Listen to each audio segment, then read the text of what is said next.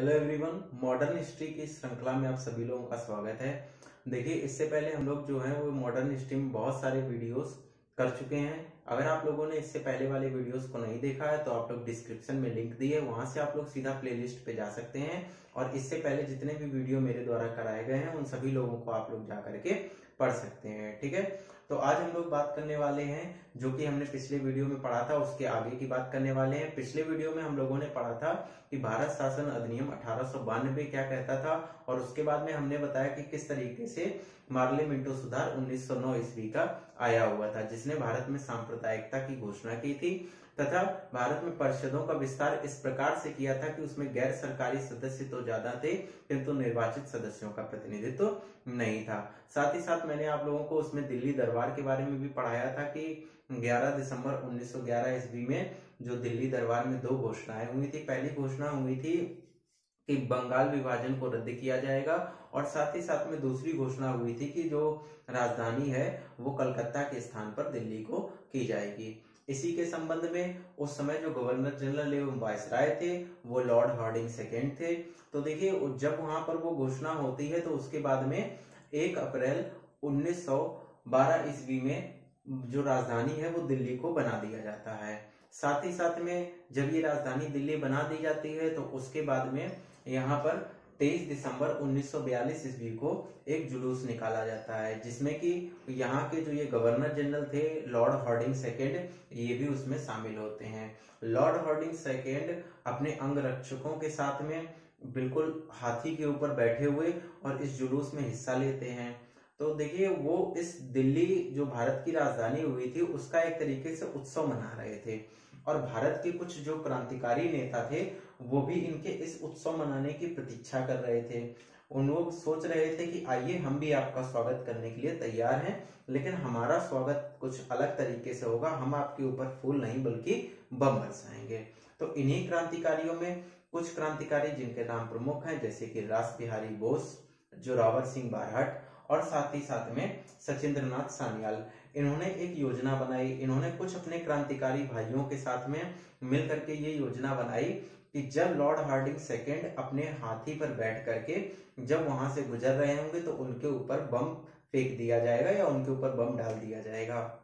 सारी योजनाएं हो जाती हैं, पूरी तरीके से सब कुछ तैयारियां हो जाती हैं, बम ला करके तैयार रख दिया जाता है और अंत में जो बम फेंकने की जिम्मेदारी है वो 3 लोगों के ऊपर दे दी जाती है, जिसमें से सबसे पहले बात आती है जोरावर सिंह बारहट की। वो तैयार होते हैं। दूसरा नाम आता है बसंत कुमार का और वहां पर तीसरा नाम आता है प्रताप सिंह बारहट का। तो ये 3 लोग मिलकर के ये डिसाइड करते हैं कि ठीक है, योजना आपने बनाई है किंतु बम जो है वो हम फेंकेंगे गवर्नर जनरल या वायसराय के ऊपर में। तो यहाँ पर देखिए, ये लोग बम डालने का पूरा प्लान कर लेते हैं और साथ ही साथ में जब यहाँ पर आते हैं ये वायसराय तो वहां पर ये लोग उसके ऊपर बम फेंकते हैं। तो लेकिन क्या होता है कि जैसा कि पिछली बार हुआ था कि जब खुदीराम बोस और प्रफुल्ल कुमार चाकी ने किंग्सफोर्ड के ऊपर बम डाला था तो किंग्सफोर्ड के ऊपर बम ना पड़ करके बल्कि भारतीय समर्थक जो उनकी पत्नी थी उनके ऊपर वो जाकर के बम गिरता है।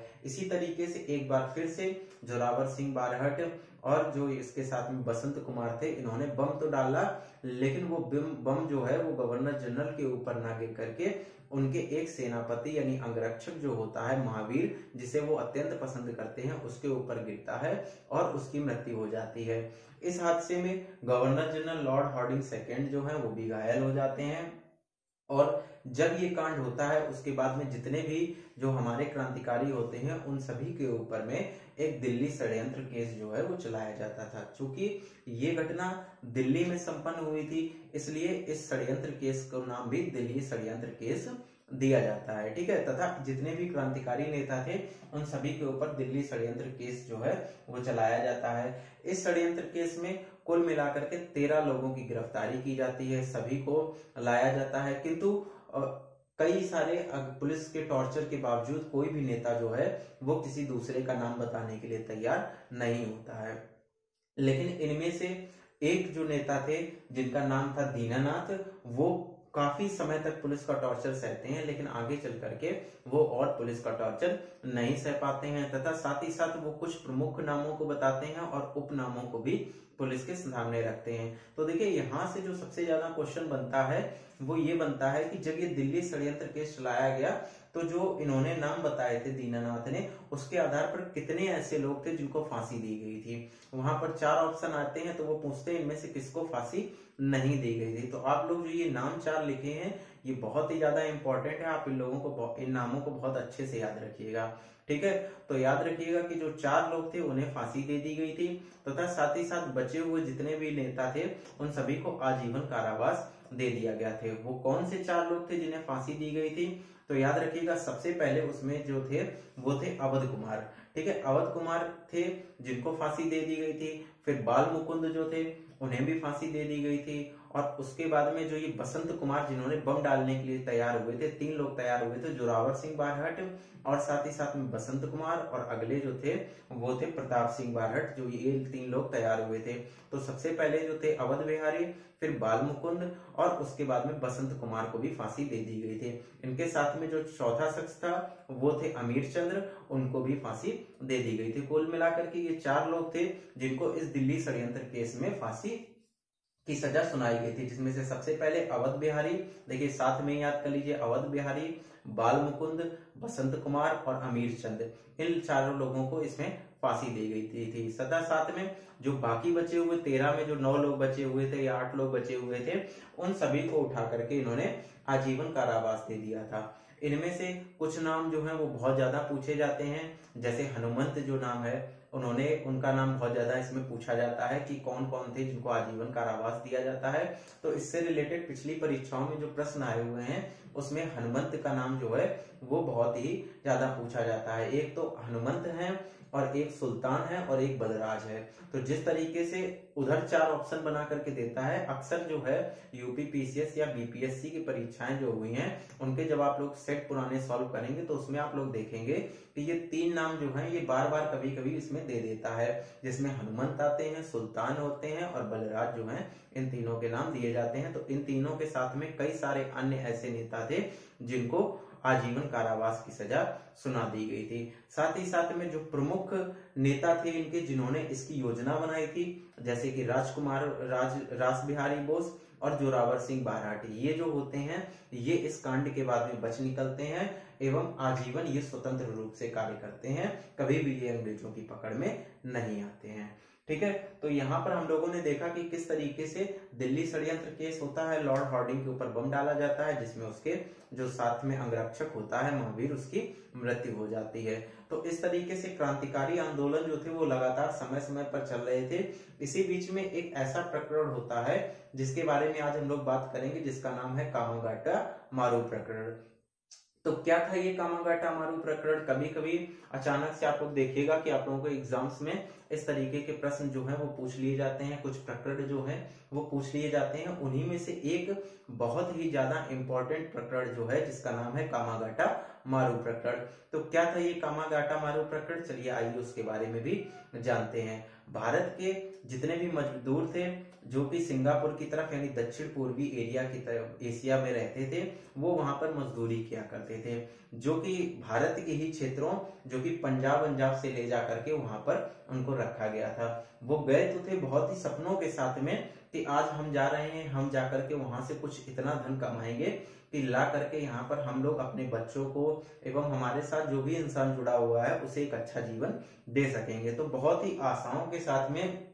वो दक्षिण पूर्वी एशिया में मजदूरी करने गए हुए थे, लेकिन वहां पर दक्षिण पूर्वी एशिया में मजदूरों की संख्या बहुत ही ज्यादा हो जाने के कारण में उन्हें जो वेतन मिलता था वो बहुत ही कम मिलता था, जिस वजह से वे अपनी जरूरतें ही नहीं पूरी कर पाते थे, तो साथ में अपने बच्चों या घर पे भी धन जो है वो नहीं बेच पाते थे। किंतु उसके विपरीत जो वहाँ कनाडा की तरफ जो भी मजदूर थे वहां पर उनकी संख्या कम थी, क्योंकि वहां पर बहुत ज्यादा ठंडी पड़ती थी तो ज्यादा मजदूर वहां थे नहीं, और ये जो लोग थे ये ठंडियों में भी काम करने के लिए उतावले थे। किंतु इन्हें बस ये थी कि हाँ हमें वेतन जो है वो अच्छा मिलना चाहिए, जिससे हम जो है वो अपनी इच्छाओं की पूर्ति पूरी तरीके से कर सके। उस समय लेकिन कनाडा में एक प्रथा थी कि वहां पर बाहर से आए हुए मजदूर जो हैं वो भारत से मजदूर आए हुए ये अलाउ नहीं थे। लेकिन उसी समय 1913 ईस्वी में एक वाकया ऐसा हो जाता है जहां पर सुप्रीम कोर्ट के अंदर कुछ भारतीयों वर्सेस कनाडा सरकार के मध्य जो है वो केस चल रहा होता है,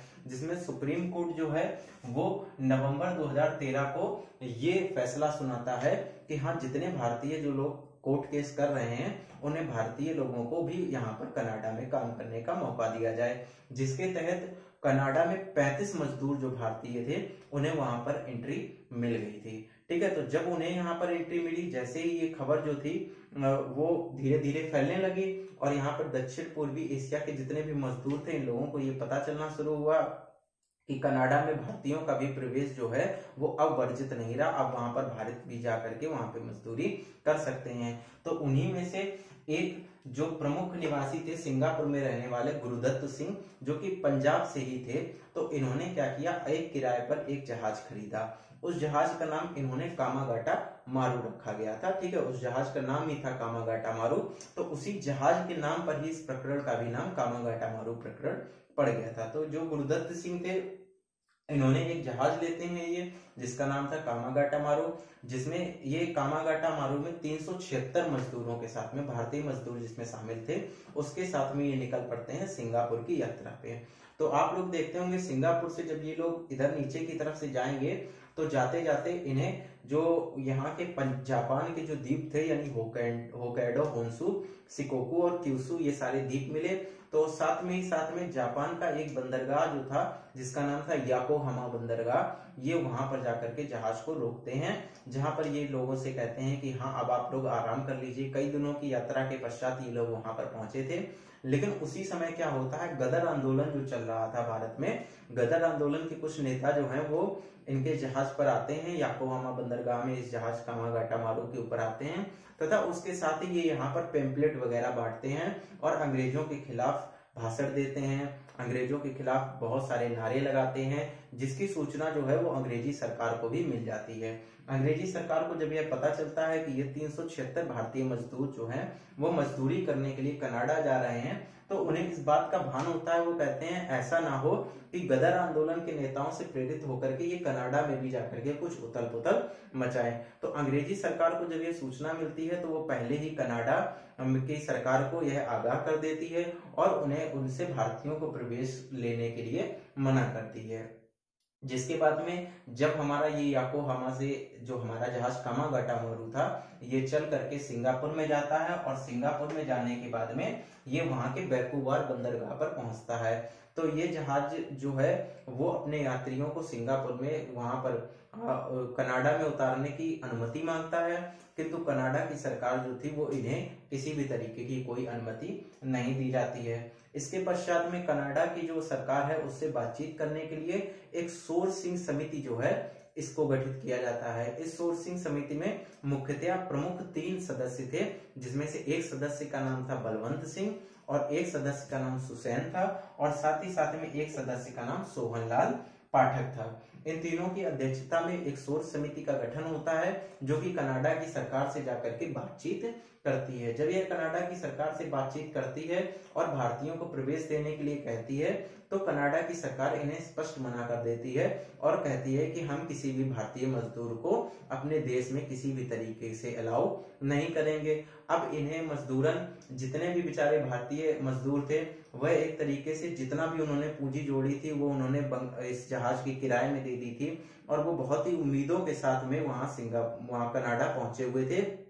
कि हाँ चलो ठीक है, जितनी भी हमने अपनी पूंजी है वो इसमें भले ही लगा दी हो लेकिन आगे चल करके हम एक अच्छा मुनाफा कमाएंगे और वापस अपने घर पर जाएंगे तो खुशियों के साथ में लौट करके जाएंगे। अब उन सभी भारतीयों के जो चेहरे थे वो पूरे लटक चुके थे क्योंकि सोर्स समिति जो गठित हुई थी वो पूरी तरीके से अपने कामों में सफल नहीं हो पाई थी। सभी मजदूर जो थे वो उदास मन के साथ में अपने देश की ओर वापस लौट रहे थे। वापस ये लोग जाते हैं जापान के बंदरगाह और जापान के बंदरगाह से होते हुए ये वापस में कलकत्ता के बंदरगाह जिसका नाम था बज बंदरगाह, वहां पर ये आ जाते हैं। ठीक है, तो यहाँ पर देखिए अगर आपको लिखना हो तो आप यहाँ से देख करके लिख सकते हैं। तो ये कलकत्ता की बजबज बंदरगाह पे आते हैं। अंग्रेजों को क्योंकि पूर्व में ही इसकी सूचना मिल चुकी थी कि कनाडा सरकार ने इन्हें प्रवेश नहीं दिया है, तो ये जहाज जो है वो लौट करके वापस भारत ही आ रहा है। तो जो अंग्रेजी सरकार थी उन्होंने पहले से ही अपनी सेनाएं जो हैं वो तैनात कर दी थी। जैसे ही ये जहाज कलकत्ता की बजबज बंदरगाह पर आता है,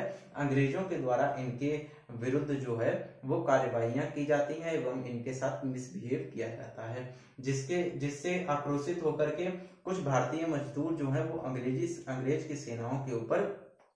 आक्रोशित होकर के हमला कर देते हैं, जिसमें अंग्रेजी जो सेना है वो उन मजदूरों के ऊपर गोली चलाने का आदेश देती है, जिसके बाद में 18 यात्री जो होते हैं उनकी गोली लगने से मौत हो जाती है तथा जो 200 यात्री होते हैं उनको गिरफ्तार कर लिया जाता है एवं आजीवन कारावास के लिए डाल दिया जाता है। तथा साथ ही साथ में जितने भी यहाँ से लोग जो थे वो बचने में सफल हो गए थे, ये सारे जो लोग थे इन्होंने वापस, देखिए अब इनके पास पैसा तो था नहीं और साथ ही साथ में इतनी जल्दी काम करके ये अपने लिए पैसा भी नहीं पा सकते थे और इन्हें अपनी जरूरतों को भी पूरा करना था। तो इस वजह से इन्होंने जितने भी कलकत्ता के आसपास के इलाके थे, बिहार था, इन सभी जगह पर जाकर के इन्होंने डकैतियां डाली तथा जब यही सारे लोग उधर से चलते हुए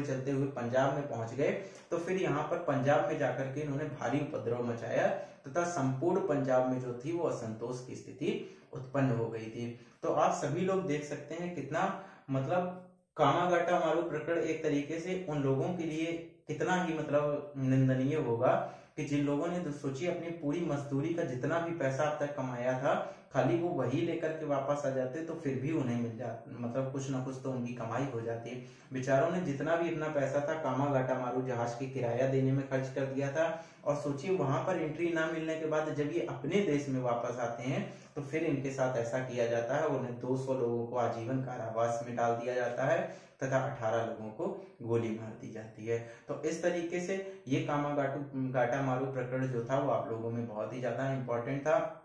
साथ ही साथ में लॉर्ड बम कांड जो है, ये कुछ दो टॉपिक जो थे वो इंपॉर्टेंट टॉपिक थे और ये बच गए थे। देखिए अगले टॉपिक में हम लोग बात करेंगे लखनऊ अधिवेशन के बारे में। लखनऊ अधिवेशन के साथ साथ में 1915 का अधिवेशन के बारे में भी बात करेंगे जिसपे एसपी सिन्हा जो है इन्होंने अध्यक्षता की थी तथा जो उग्रवादी हैं उन्हें वापस कांग्रेस में शामिल करने की बात कही थी। उसके बाद में एनी बेसेंट की रूपरेखा पढ़ेंगे, फिर वहां पर हम लोग पूरा का पूरा 1916 के लखनऊ अधिवेशन की बात करते हुए होम रूल लीग जो था तिलक का वो भी पढ़ेंगे और साथ ही साथ में एनी बेसेंट का जो होम रूल लीग था उसको भी हम लोग पढ़ेंगे। तो फिलहाल आज के वीडियो में इतना ही। अगर क्लासें अच्छी लग रही हो तो आप लोग जरूर हमारे चैनल को सपोर्ट कीजिए और हमारे साथ जुड़िए। देखिए अभी इसकी क्लासें चल रही हैं, इसके बाद में फिर हम आप लोगों के लिए पॉलिटी की भी क्लास लेकर के आएंगे। ठीक है, तो मिलते हैं हमारे नेक्स्ट वीडियो में, तब तक के लिए बाय बाय।